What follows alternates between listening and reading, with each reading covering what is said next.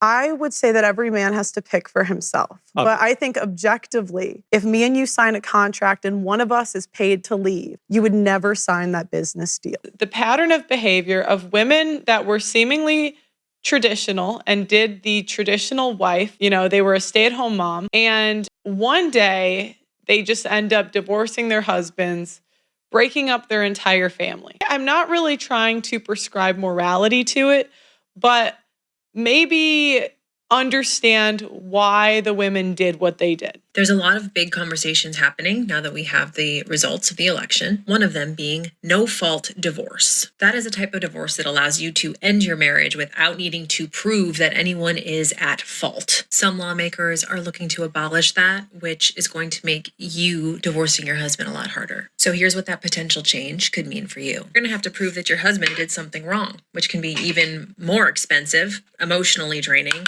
and time-consuming. Legal battles over fault can keep you in an endless and very expensive fight. Removing no-fault divorce could mean higher conflict in court, which is certainly not ideal for your kids or you.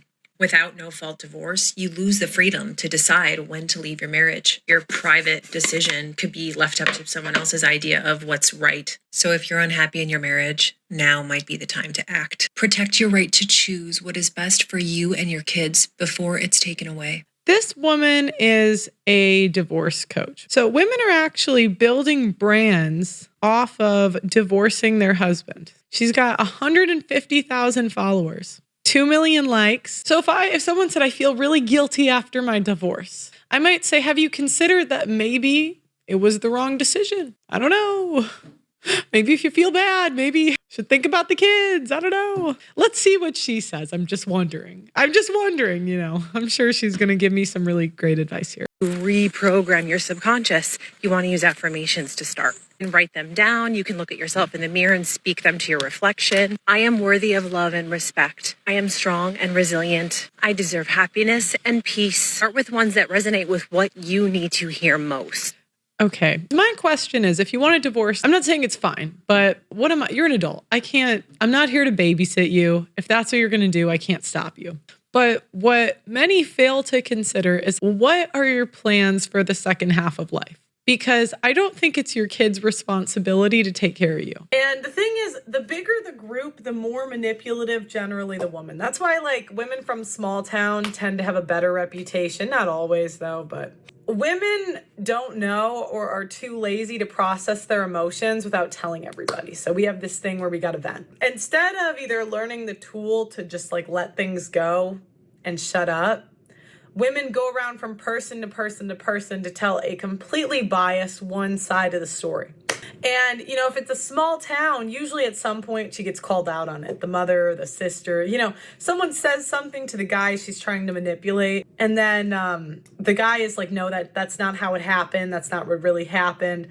But the bigger the pool of people, the more able she is to manipulate. Now, I want to talk about how family dynamics translates to women ruining their relationships and their future.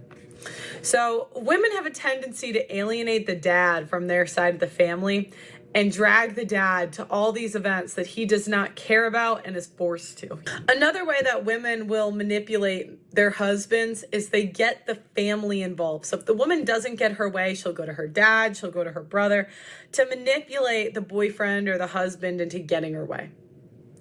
Again, this is why sometimes a really involved family can be a bad thing. It really can.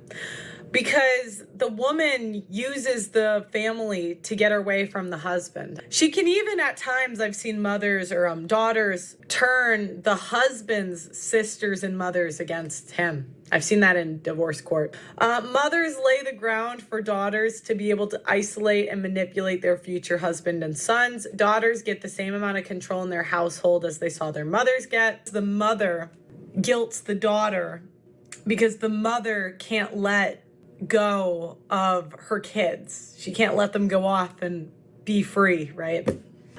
Mothers will turn the kids against their parents. If there's a simp dad who does everything for the daughter will resent the husband for not doing everything for her too. So you'll see this in these daughters whose mother didn't have to work. They'll resent the new husband for also for her having to work.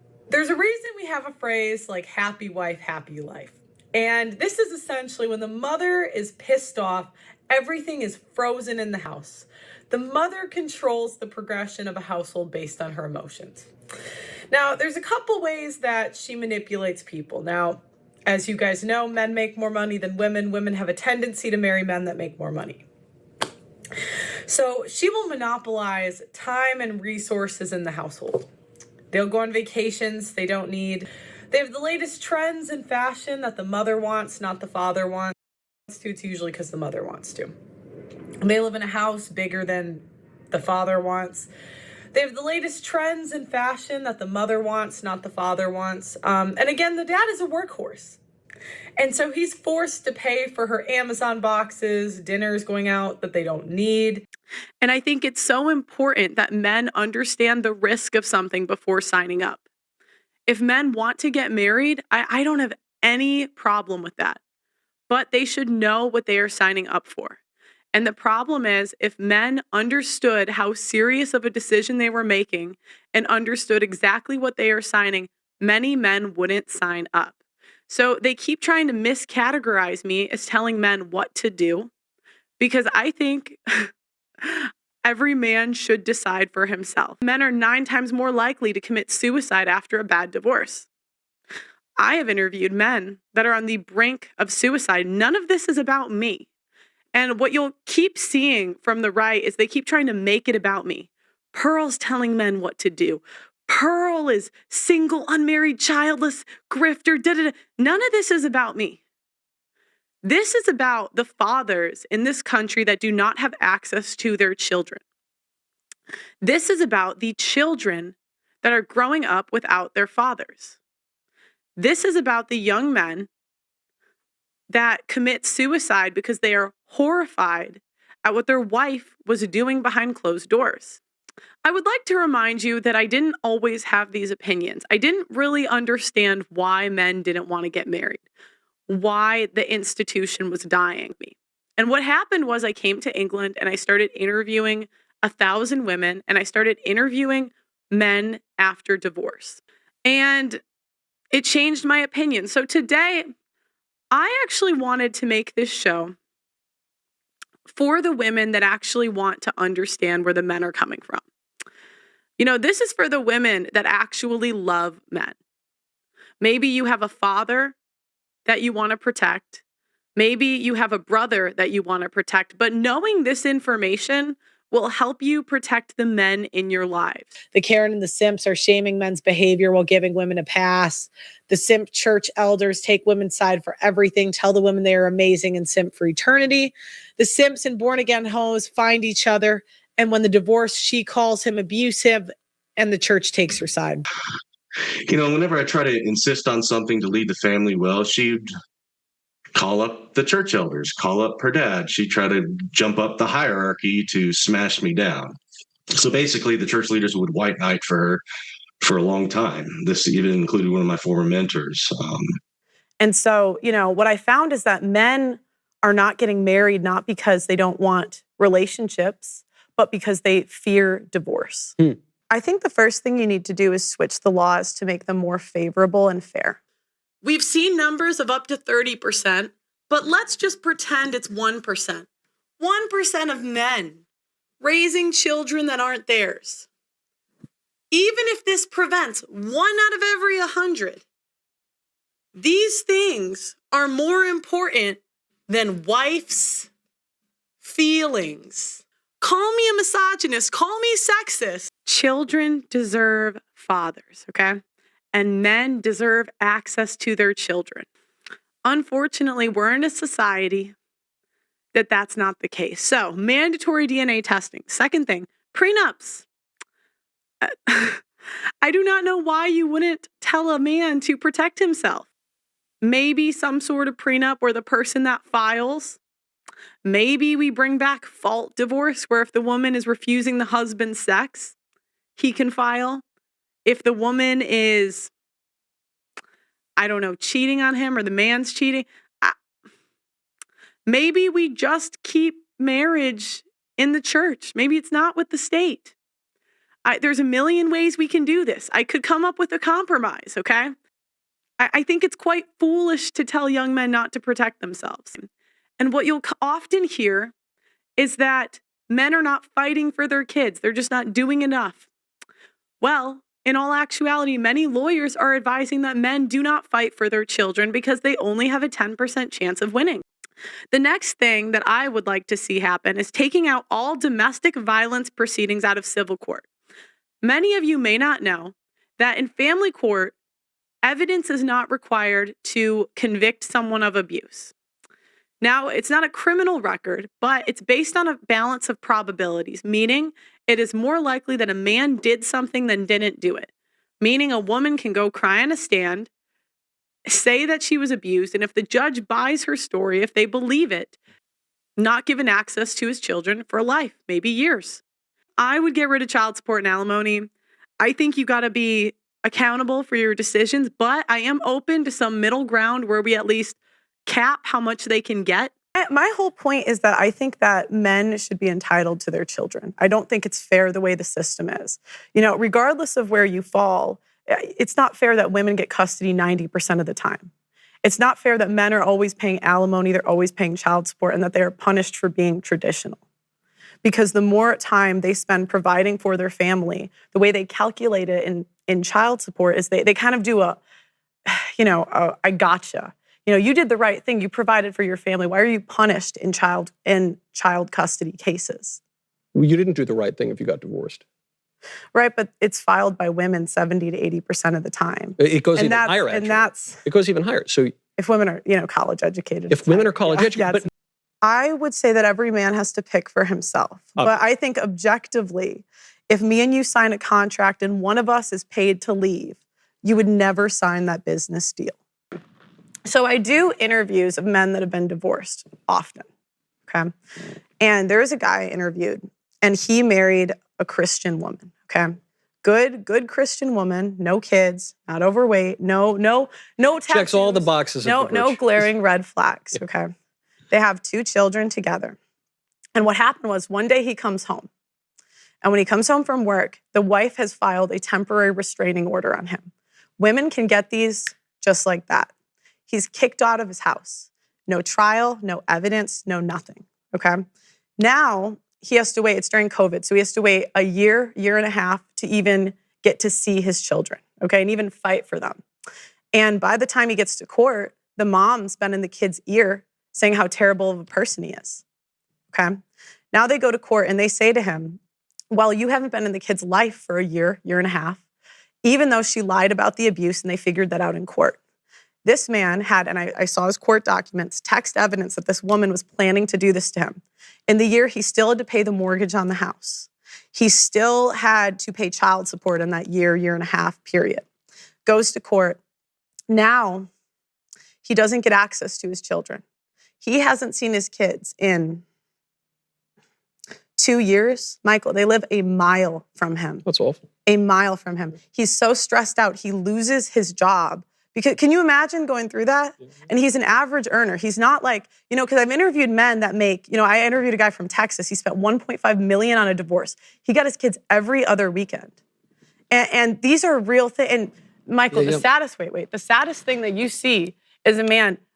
I've interviewed so many men that I would not be surprised if they committed suicide in the next year because the woman has completely ruined their reputation. She's called him an abuser, all of this stuff. So his friends, it's completely different with his friends. His kids think he's the bad guy. He's out of money, and he has to start over at 40, 45, 50 years old. And men are 9 times more likely. What do you mean start over? Start over as in money, chill. Like he has to start his life over. They're wrecked. They are wrecked in these. And the problem is in family court, it's not based on evidence. It is not. It is based on a balance of probabilities, meaning it is more likely that he did it than he didn't. Yeah. And women are not punished for falsely accusing men of abuse because they've changed the definition of abuse. And these are, even if it's 5% of men that this happens to, let's say out of 100, this happens to 5%, even in the Christian churches. I would never, if I got on a plane and there was, there was a 20% chance of I get to paradise and there's a 5% chance of it crashing. I'm not getting on. Right. And you have to understand, this is death to a lot of men. The idea that they can't see their kids that are a mile from them. They're sending them money. And Glenn, a guy he's one of the guys that happened to. Standing on the sidelines of the arena, I have 33-year combat veteran Terrence Popp. He served through 3 wars and was almost killed in 2.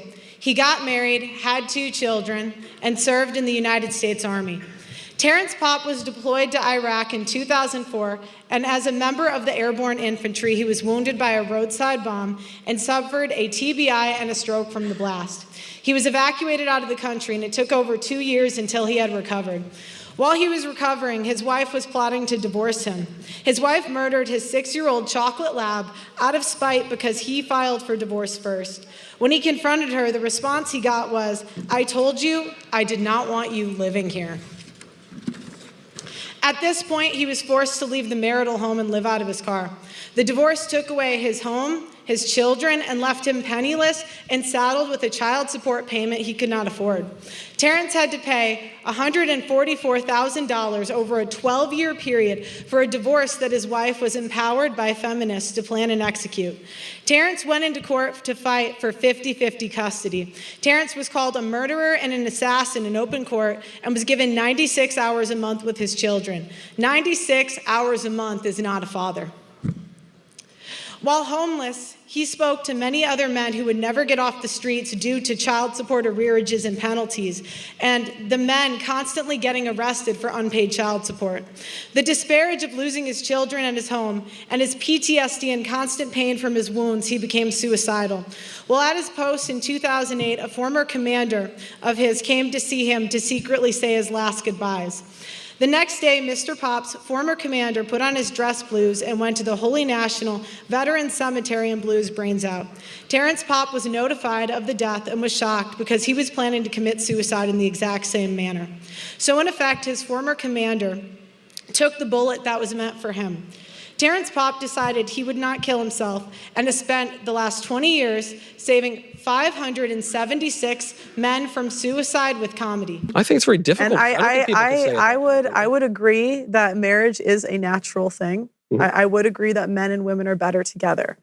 But I think when you're paying people to do the wrong thing, which if a man has children in this country, the woman is being paid to leave, you're going to have a higher percentage of women that do it, yes, religious or not.